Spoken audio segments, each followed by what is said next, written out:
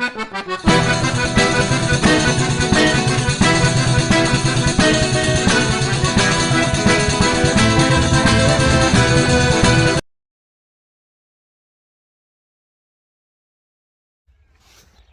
afternoon all, how are you all? So I'm in this little plot. I've collected just in one row 26 meters. I reckon I've collected over 10 buckets. So I've harvested one row so far.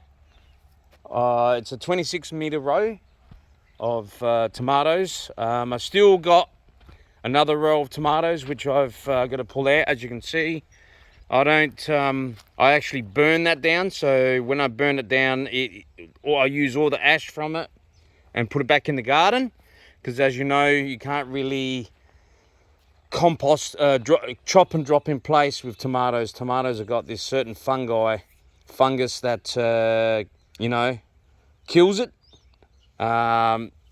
Anyway, so I won't take the risk of actually composting it in place, chop and drop in other words.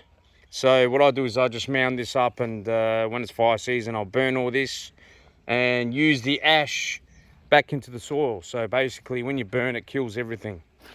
See, I've got another row of tomatoes to go. As you can see, I've got heaps. These are Romas, these are for like tomato sauce.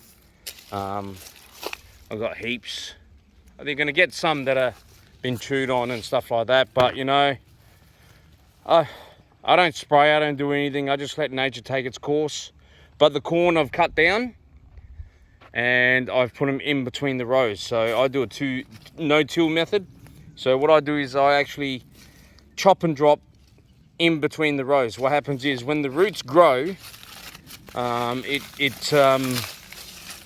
teaches, well, not so much teaches, but encourages the roots to go further down and under.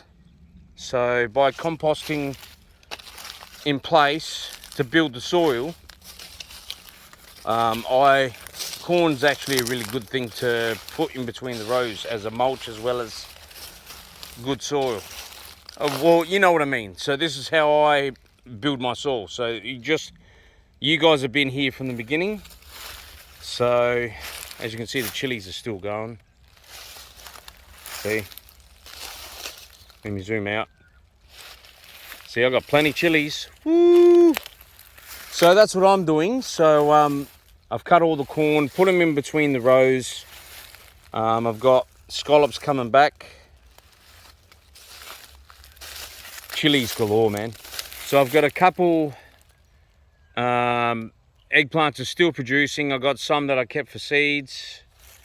Marigolds are still going. All I have to do is get rid of this row here all the way to the end, which is another 26 meter row of tomatoes. I've got to sort that out. I had basil in between. Bees are still coming in.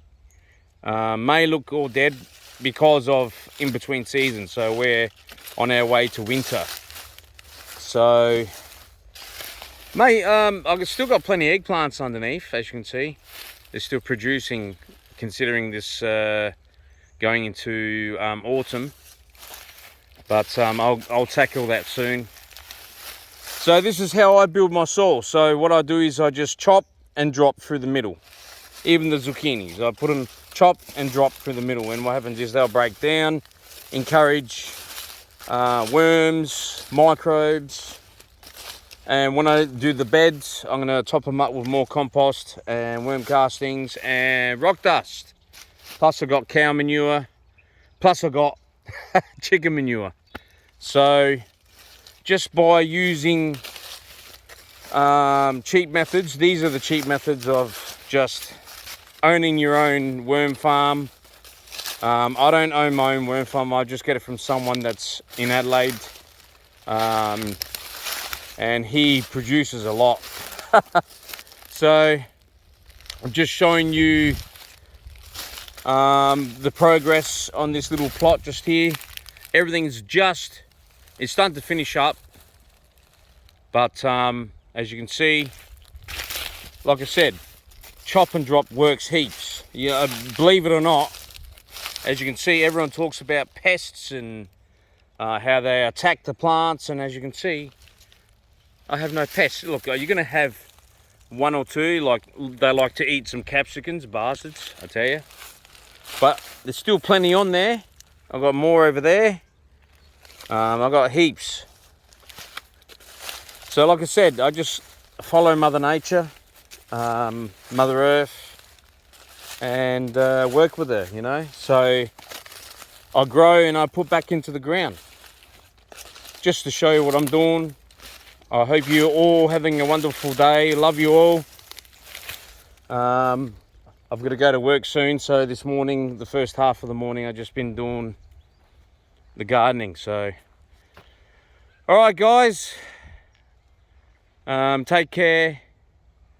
Okay, and I just want to say I love you all. We are all one. We are all relations. We'll talk soon, eh? Ciao, ciao.